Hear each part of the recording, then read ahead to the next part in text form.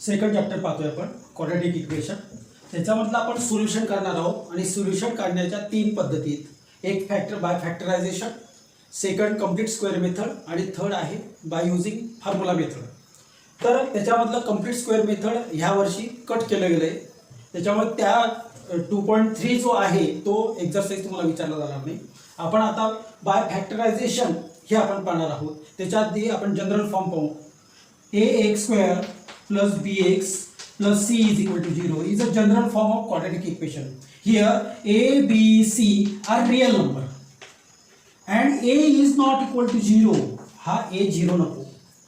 तर या ठिकाणी फॅक्टरायझेशन करताना जो c आणि a चा मल्टिप्लिकेशन आला पाहिजे आणि त्या दोन संख्यांची ॲडिशन हा b आला पाहिजे.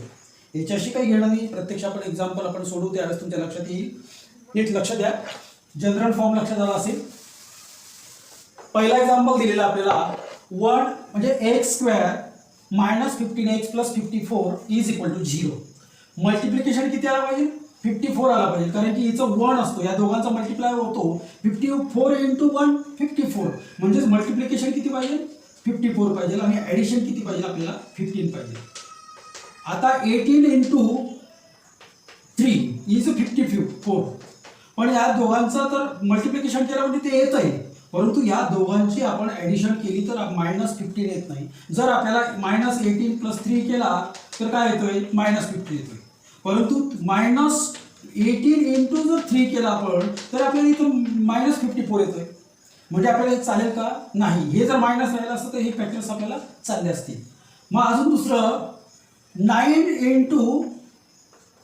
6 × 9 9 54.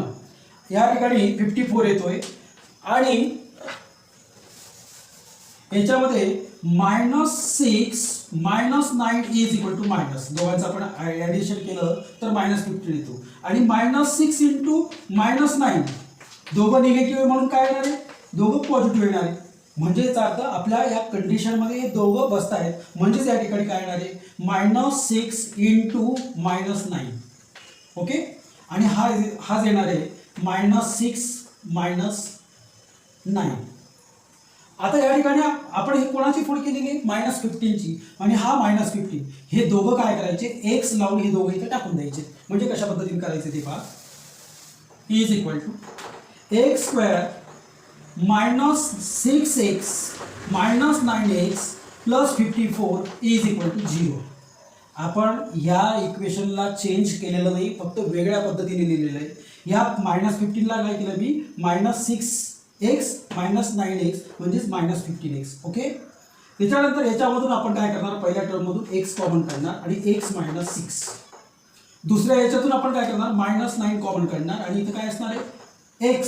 आणि हा ब्रॅकेटच्या बाहेर निगेटिव्ह साईन काढलाय म्हणून हा पॉझिटिव्हचा निगेटिव्ह होईल. 9 6 54 इज इक्वल टू 0.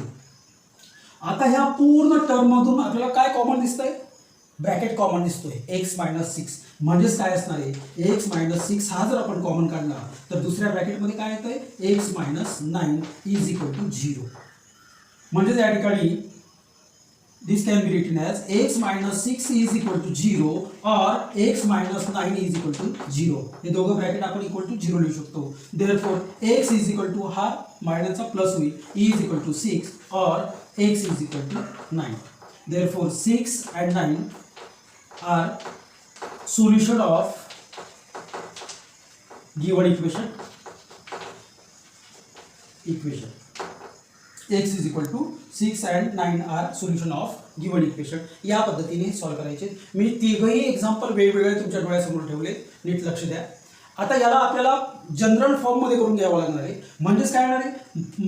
5m² हे प्लस इथं इकडे येताना काय होतील? निगेटिव्ह होतील. -22m - 15 is equal to 0. या पद्धतीने. मग आता आपल्याला मल्टिप्लिकेशन किती आला पाहिजे? हा इथं 1 नाही आहे, 5 आहे. म्हणून 5 आणि -15 यांचा मल्टिप्लाय आला पाहिजे. म्हणजेच 5 × -15 15 - 75 -75 आला पाहिजे. दोन संख्या शोधायच्या तशा. आणि त्यांची ॲडिशन किती आली पाहिजे? ॲड -22 दिसतंय का या ठिकाणी? हा -22 तो. मग 25 × 25 इंटू 3, 25 3 का 75.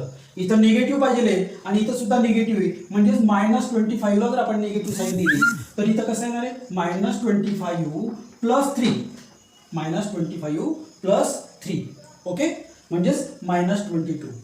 मग आता -22 च्या ठिकाणी काय करावं लागणार आहे आपल्याला, हे टाकावे लागणार आहे. म्हणजेच therefore 5m² -25m plus 3m -15 is equal to 0.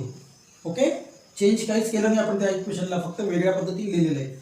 याच्यातून कॉमन काय निघेल आपलं, 5m. आणि काय असणार आहे, हा 5 बाहेर आलेला आहे, याच्यातला m इकडे आलेला आहे, म्हणजे इथे काय उरलं आहे m मायनस 5 जा 25 आणि m तर बाहेर आहेच, म्हणजे bracket is complete. Therefore here is 3 is common, therefore m आणि 3 मायनस हा आणि 3 5 चा इज इक्वल टू 0. ओके, मग पूर्ण याच्यातून कॉमन काय निघेल, m -5 आणि सेकंड ब्रॅकेटमध्ये 5m plus 3 is equal to 0. Therefore m -5 is equal to 0 और 5m plus 3 is equal to 0. Therefore m is equal to, हा तिकडे जाताना प्लस होईल 5 और 5m इज इक्वल टू -3, तिकडे जाताना -3 आणि हा मल्टिप्लिकेशनला आहे म्हणून आता काय होईल, तो डिवायडेशनला जाईल. Therefore m is equal to 5 और m is equal to -3 divided by 5, हा 5 डिवायडेशनला गेला, म्हणजेच आपल्याला हे दोन सोल्युशन मिळालेले या पद्धतीने. त्याच्यानंतर त्याच्या पुढचा एक्झाम्पल आपल्याला त्याला कन्वर्ट करावं लागणार आहे जनरल फॉर्ममध्ये. हा याच्या डिवायडेशनला काहीच नाही, म्हणजे काय 1 आहे, क्रॉस मल्टिप्लिकेशन, म्हणजेच काय येणार आहे 6x² - 2 divided by x is equal to 1. आता x काय होईल तिकडे जाताना मल्टिप्लिकेशनला, म्हणजेच 6x² - 2 is equal to x into 1 x. हा x आपण आता इकडे घेऊ, 6x² - x - 2 is equal to 0.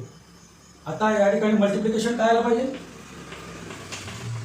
Multiply काय आला पाहिजे, 6 इंटू -2 म्हणजेच -12 आला पाहिजे, -12. आणि ॲडिंग काय आलं पाहिजे, ॲड इज इक्वल टू -1, इथं काहीच नाही म्हणजे काय 1 आहे, -1.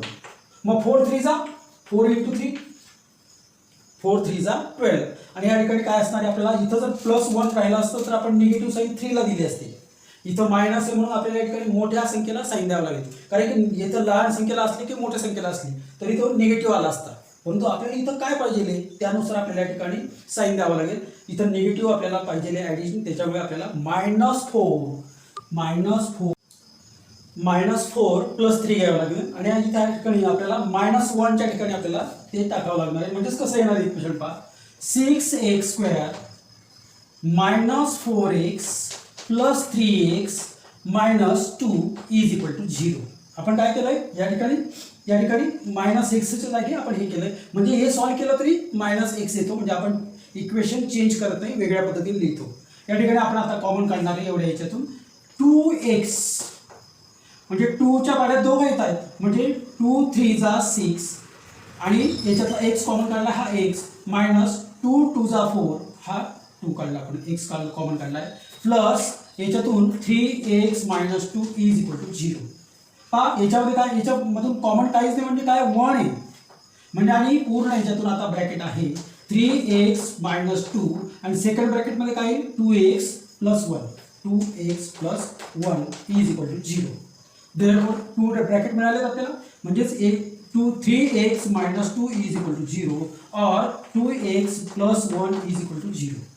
Therefore 3x is equal to 2 और 2x is equal to -1. हा तिकडे जाताना मायनस होईल, हा तिकडे जाताना प्लस होईल. आता हा मल्टिप्लिकेशनला आहे म्हणून डिवायडेशनला येईल, म्हणजेच x is equal to 2/3 और x is equal to -1/2. या पद्धतीने आपण हे इक्वेशनचे सोल्युशन काढलेले. याच्यातले अजून आपण काही उदाहरणं पाहणार आहोत, त्या पद्धतीने पुढचे एक्झाम्पल पाहू. 2.2 मध्ये 7वा एक्झाम्पल जो दिलेला आहे ॲक्टिव्हिटी, ती ॲक्टिव्हिटी कंप्लीट करायची आणि तुम्हाला 8वा एक्झाम्पल हा स्टार दिलेला आहे, तो आपण घेणार आहोत. इथं कशा पद्धतीने आपल्याला लिहायचं ते आपण लिहून घेऊ, नंतर आपण सॉल्व्ह करू. तुम्हाला माहीत असेल नाईन्थला आपण शिकलोय की रूट ऑफ 6 जर असेल तर याला आपण रूट ऑफ 2 इंटू 3 इंटू 2 आपण लिहू शकतो किंवा 2 इंटू 3 लिहू शकतो आणि याला आपण सेपरेट लिहू शकतो. ओके, हे नाईन्थला शिकलाय तू, त्याचाच आपल्याला इथे यूज करायचा. किंवा 3लाच आपण root of 3 into root of 3 लिहितो. या पद्धतीचे नाईन्थला तुम्ही शिकलाय, तेच आपण आता इथं पाहणार आहोत. नीट लक्ष द्या. इथं आपण असं लिहून घेऊ is equal to star example आहे तो नीट समजून घ्या. या 3लाच मी काय करतो root of 3 into root of 3 x square. Okay, याचं या ठिकाणी -2 रूट ऑफ 2 इंटू 3 टू जा 6 x plus 2 is equal to 0. याला सुद्धा आपण root of 2 into root of 2 लिहून देऊ इज इक्वल टू 0. हा -2 आहे, यालाच आपण काय करू, हा 1 आणि सेपरेट करू, आपण वेगवेगळे करू. म्हणजेच काय येणार आहे पहा, root of 3 into root of 3 x square minus root of 2 into 3 x minus root of 2 into 3 x plus root of 2 into root of 2 is equal to 0. म्हणजे हा -2 कसा लिहिला आपण, -1. ओके, त्या पद्धतीची याची फोड केली फक्त आपण इथं. पहा आता इथं root of 3 into root of 3 x square minus, याला मी सेपरेट करतो आता, root of 2 into root of 3 x minus root of 2 into root of 3 x आणि इथं root of 2 into root of 2 is equal to 0. Okay, मग आता पहिला याचा पाहू आपण काय, रूट ऑफ 3 हा रूट ऑफ 3 1 आणि हा आणि एक्स याच्यातला एक्स आणि याच्यातला हा एक्स, म्हणजेच काय मिळणार आहे पहा, is equal to therefore root of 2 is root of 3 is common आणि एक्स आणि काय उरणार आहे इथं, एक रूट ऑफ 3 उरणार आहे आणि हा एक्स उरणार आहे 1 आणि इथं काय उरणार आहे मायनस रूट ऑफ 2. हा रूट ऑफ 3 एक्स हा कॉमन मिळालेला आहे, इथं आपल्याला फक्त रूट ऑफ 2 मिळालेला आहे राहिलेला इथं मायनस काय कॉमन नाही केलं आता, रूट ऑफ 2 म्हणजेच root of 2 in bracket root of 3x आणि हा मायनस आहे म्हणून हा प्लसचा मायनस होईल minus root of 2 is equal to 0. Okay, पहा आता ब्रॅकेट सेम आले, ब्रॅकेट सेम येणं खूप महत्त्वाचं आहे. म्हणजे या ठिकाणी पहा root of 3x minus root of 2 first bracket आणि सेकंड ब्रॅकेटमध्ये काय असणार आहे, root of 3x minus root of 2 is equal to 0. दोघं ब्रॅकेट सेम आलेले आहेत. म्हणजेच या ठिकाणी कसं येणार आहे, therefore root of 3x minus root of 2 is equal to 0 और root of 3x minus root of 2 is equal to 0. दोघं ब्रॅकेट सेम आहे म्हणजे x ची व्हॅल्यू आपल्याला काय मिळणार आहे, 1च मिळणार आहे फक्त एक. म्हणजेच therefore x is equal to root of 3x minus root of 2, हा रूट ऑफ 2 तिकडे जाताना प्लस होईल म्हणजेच रूट ऑफ 2, म्हणजेच x is equal to root of 2 divided by root of 3. Separate root आहे, त्यांची डिग्री सेम आहे, म्हणजेच याला आपण असे सुद्धा लिहू शकतो 2 divided by 3 in root 2 divided by 3 सुद्धा आपण लिहू शकतो. हे सुद्धा सॉल्व्ह केलं तर तेच येईल आणि हे सॉल्व्ह केलं तरी तेच येईल, कारण की दोघं ब्रॅकेट सारखे किंवा स्क्वेअर लिहून घेतलं तरी चालतंय. या पद्धतीने हा एक्झाम्पल होता. त्याच्यानंतर काही एक मार्कासाठी प्रश्न विचारले जातात, त्याला आपल्याला फॅक्टरायझेशन पद्धतीने सॉल्व्ह करावे लागतात.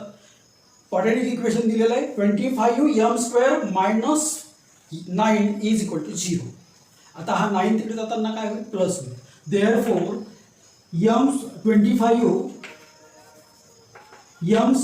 Is equal to 9.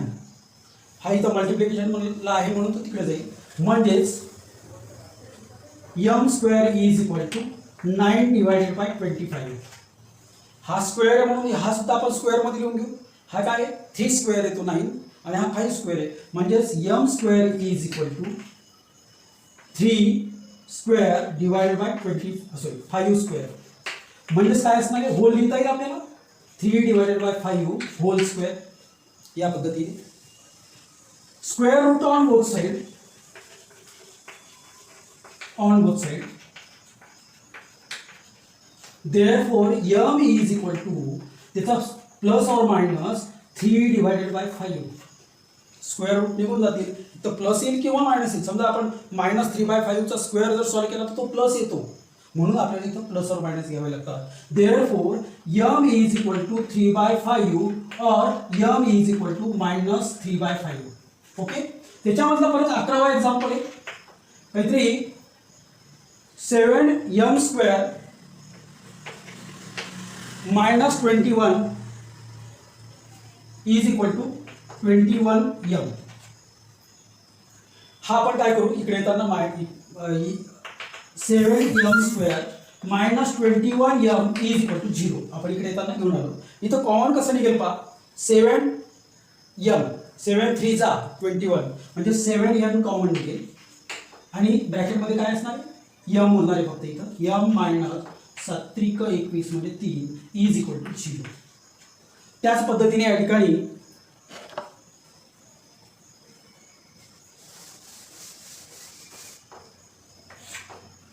पहा 7m इज इक्वल टू 0 और